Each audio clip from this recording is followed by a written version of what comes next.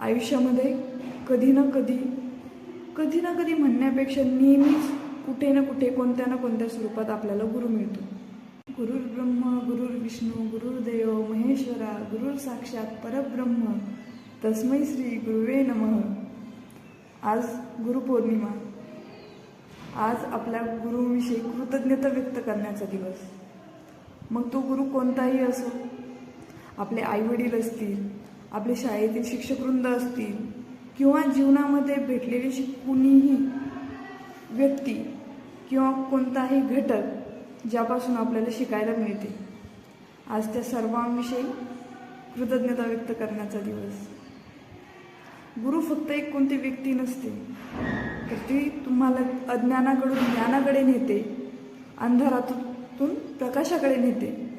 मग तुमचं बौद्धिक ज्ञान असो, तुमचं आत्मज्ञान असो,